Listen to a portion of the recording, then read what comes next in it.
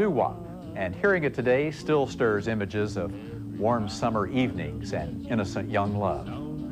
Got a fine brown frame. I wonder what could be your name. She looks good to me, but all I can see is that fine brown frame. You were a star.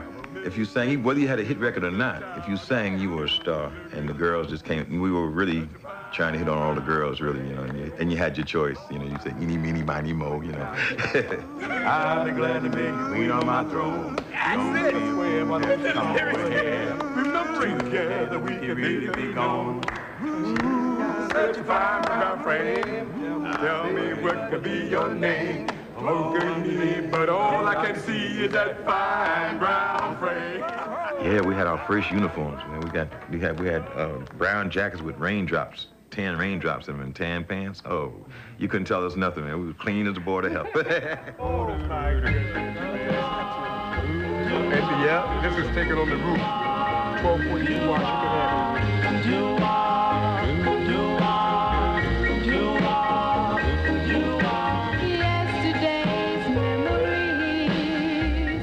Back in the early 50s, in the days before rock and roll, there was a new kind of music born on the streets of America's big cities. Some of the finest came from the South Bronx, especially from a neighborhood known as Marsegna.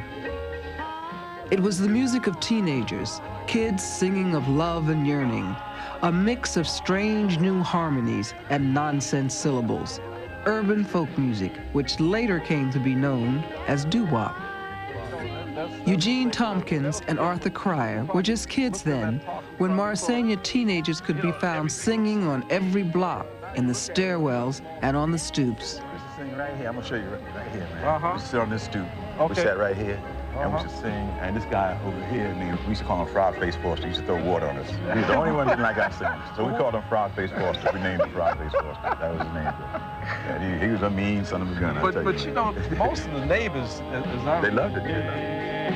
Many of the Marsegna kids had recording contracts and songs on the radio while they were still in high school.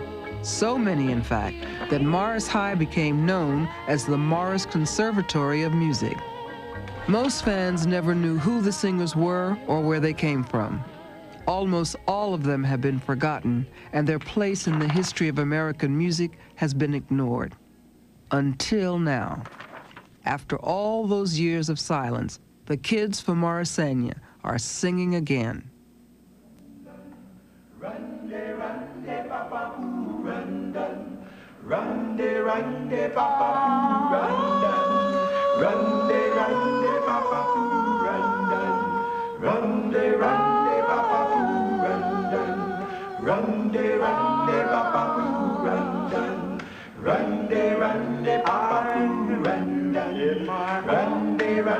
And tremble from your chest.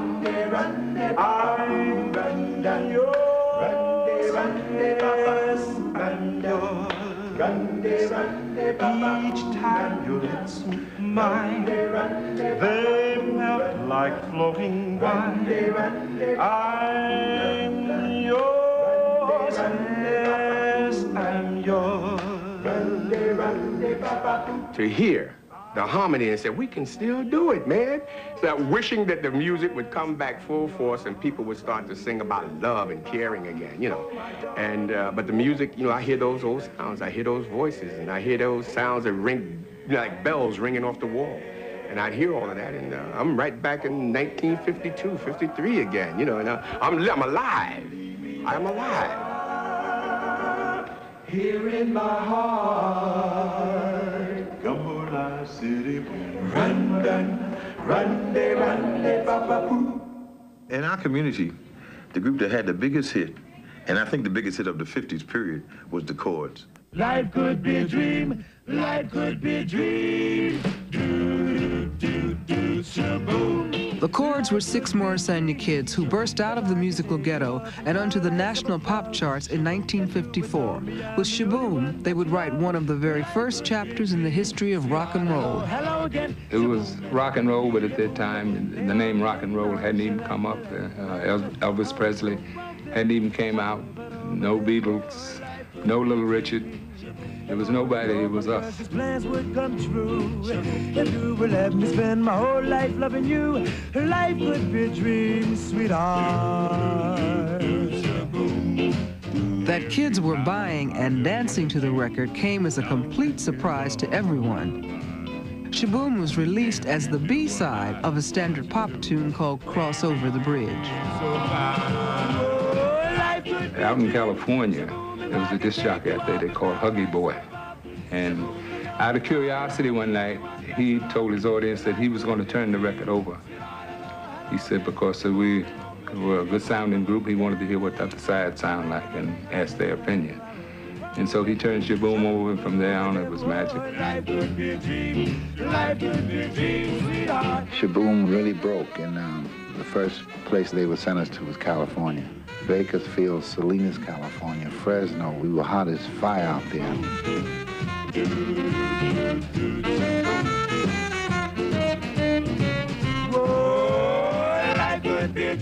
We used to have a long limousine, said the Chords, and said Shaboom painted on the side. And this is how we went to California. We drove out there. We got almost to Los Angeles, and it was very hot. It was in the summertime in '54. And we saw a swimming pool, so we decided we would stop and take a swim. So we parked the car, and all the kids were familiar with the song in California because it was such a big smash in California at that time. And they saw our car. And so as we approached them to go to the pool, they wanted to know who we were. And we told them we were the Chords. They said, no. So you can't be the Chords. So the Chords are white. And we told them, no, you know, it's not true, you know. And the only way they were convinced, we had to, before we went swimming, we had to stand there and sing Shaboom for them around the pool. Life could be a dream, life could be a dream. Do, Shaboom. Boom was the slang word. You know, if you was standing in this block for 5 minutes, you'd hear that slang word 15 times or more. When they talked to each other, they would say boom. They say, hey, man, boom, how you doing? We thought we would take the boom and make it sound like a bomb. You know, like shh, boom. Life could be a dream, sweetheart, hello, hello again. Shaboom, a lang-a-la-lang-a-la-lang-a. Well, you could hear the church bells over there, you know. To be different, we would add clang, lang, anything. So we thought we would put the sound of the church bells in there, you know.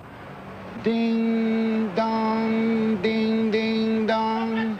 A lang-a-la, lang-a-la, lang-a-la, lang-a-la, whoa, whoa, whoa, bip. A flip-a-doo-ba-doo, whoa, you know, like that. Bip was Carl Feaster's uncle. And sometimes I feel funny to talk about this because if Carl was around, Carl say, hey, man, don't be talking about my uncle, right? But Uncle Bip, he was a drinker. And I think he lived in the hall, somewhere in the downstairs or somewhere he lived, in the street. And many of the nights we would be rehearsing, he would come into the hall. And boy, he really had some odor. So as soon as he would hit that door, right, to come upstairs on the first floor where we were, we could smell Bip as soon as he opened the door. And the guys would put their hand over their face and say, uh-oh, whoa, whoa, whoa, here come Bip. A flip-a-doo-ba-dip, whoa, Bip. A flip-a-doo-ba-dip, whoa. Life could be a dream, life could be a dream, sweetheart. Blow your horn.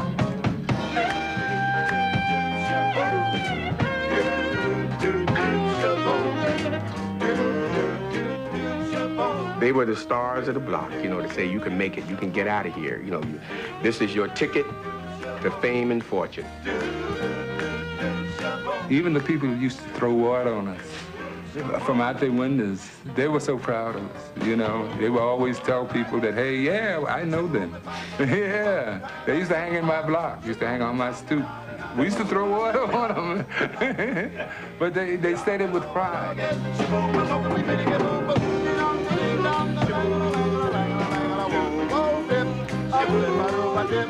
Life could be a dream, life could be a dream.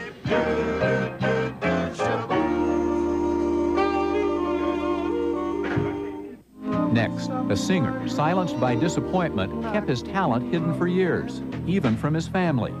Hear his voice come back to life when Explorer continues.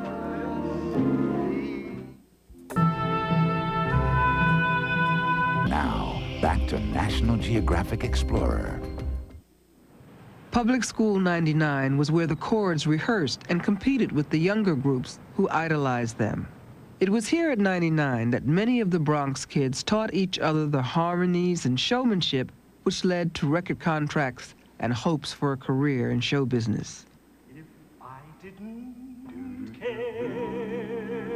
Recently, a few of the Bronx singers came back to sing some of the old songs in the auditorium where talent shows took place more than 40 years ago. Would my every prayer begin and end with just your name? And would I be sure that this is love beyond compare? Would all this be true if I didn't care for you? The main thing you're waiting for is your record to come on the radio. And once it's on the radio, you hear it. Wow, you feel as though you made it, you know? Do you think I feel this way? Let me tell you something. First time that I heard my song, which was Dearest Darling by the Chimes, Gary and I jumped all over the house, giving each other five and jumping up and down, figuring, well, this is it. We're on our way, you know. We're on our way now to making it. And, we figure we'd be rich and everything else behind it. Didn't care. I would never be around you. And that's just the way I feel. Sure enough, I do. I tell people this and they don't believe me. When I got ready to graduate from high school, I was 17 and I had made the record. And I had to beg my mother to let me wear stockings to my graduation, high school graduation. She wanted me to wear white socks and Oxfords. I go to town laughing at clowns. They all laugh back at me. Since you've been away, how sentimental can I be?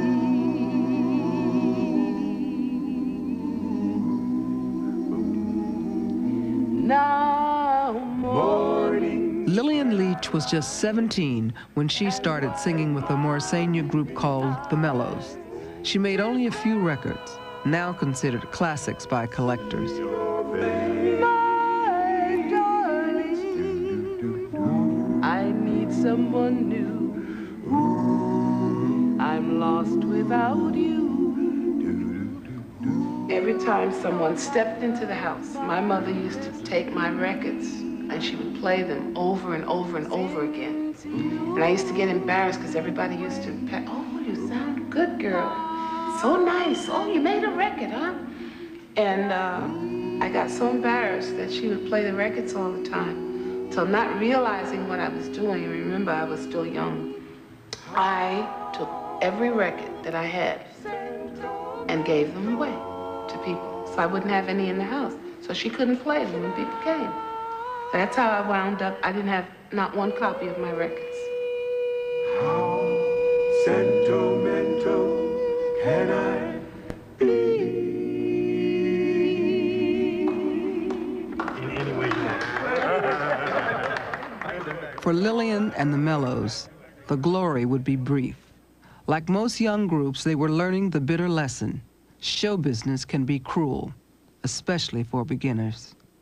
We were young kids, you know. We went in and all we wanted to hear was just the music. We just wanted to sing. And then when we signed a contract, you know, figuring 3 cents a record, I think at that time, you know, we thought that's what we were going to get, but it never materialized like that. You sign the proper papers, but if you have a crooked publisher, he's not going to give you the money. When he gets his money, he'll either say that, you know, the session, your session costs X amount of dollars, you know, so we have to take that out. And your uniforms cost this, and your pictures cost that, you know, and they take all your money out. And you wind up with nothing.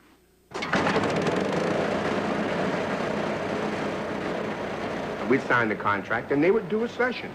And we would think, oh, yes, our record is going to be on the market in a month. A month go by, nothing. 2 months.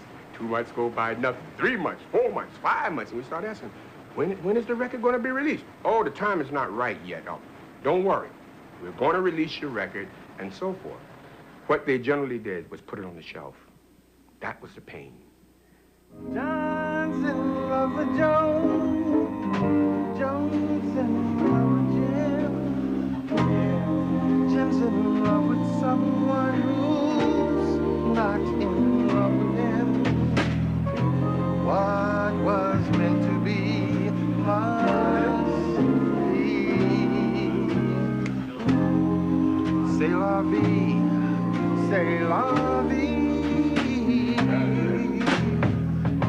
Life's a funny thing. Bobby Mansfield was lead singer for a Morrisania group called the Wrens.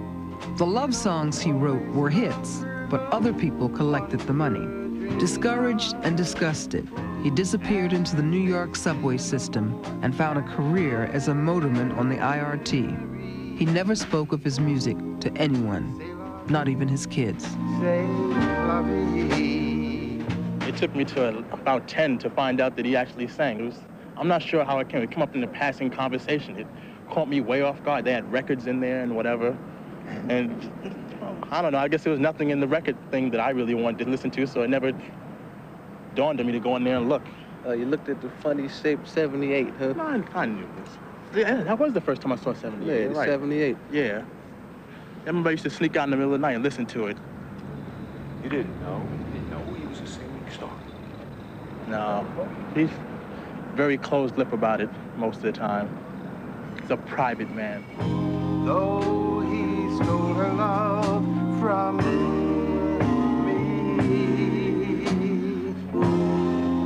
C'est la vie, c'est la vie. C'est la vie. C'est la vie.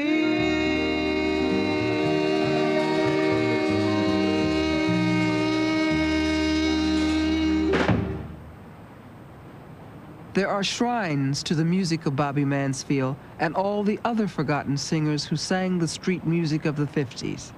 Oldies record stores.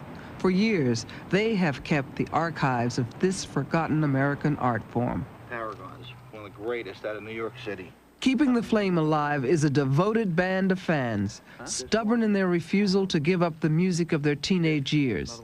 They are record collectors, relentless in their search for the long-lost artists, for the 45 RPM records with the strange-looking labels, recalling 100 companies and 1,000 groups. They gather together once each month in an old beer hall in North Bergen, New Jersey, to rediscover the harmonies that captured their hearts so long ago.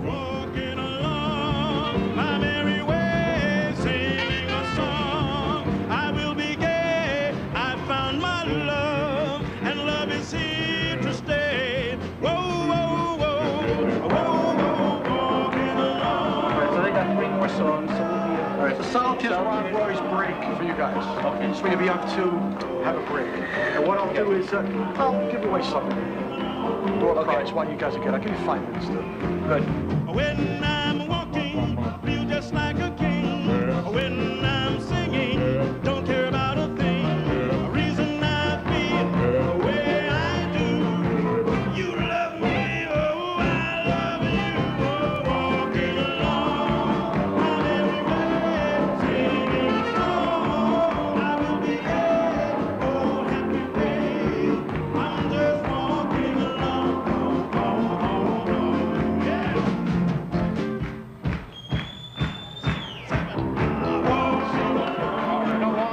The impresario is Ronnie Italiano. When he was a kid in Rutherford, New Jersey, he listened in the night to the black radio stations, to songs that sparked his teenage passions. he never let go, and for the past 20 years made it his life's mission to reunite the lost stars with the fans they never knew. For some reason, I just expect the crowd to be black, because that's the only crowd I'd ever seen when we were singing. And walking that door, I saw like, I guess it was more than 98% that were white, and that just blew my mind. And then people started coming over and asked me for autographs, and they knew all the history of, you know, when somebody was in the group, when somebody left, what the date was, who the guy's name was that took your place, whatever it was. They just knew everything there was. 1955, the JD record label. God, that came out on the yellow label, remember? Then you went by Slim Rose at Times Square Records down in the basement in 1960, 61, reissued on the orange label, then the black label. Joe Davis made a lot of money on this record. It's so wonderful. A big hit in 1955, Come Back My Love. So after all these years of this mystery, Mr. Bobby Mansfield, the Wrens. Oh,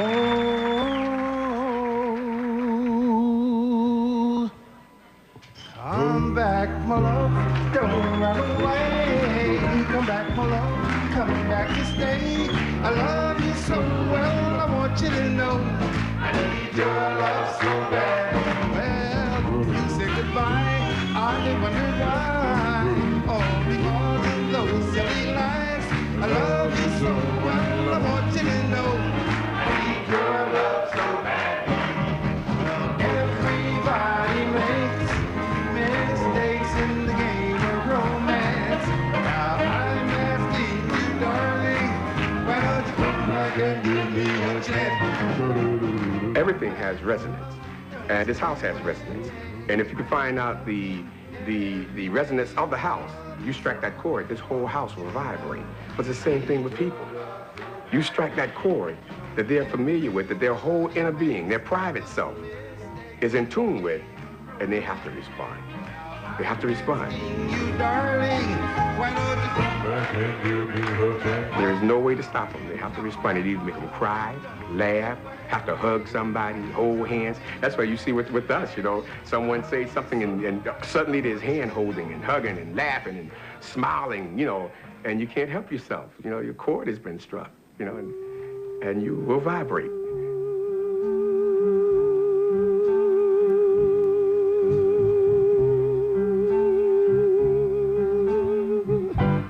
If I didn't care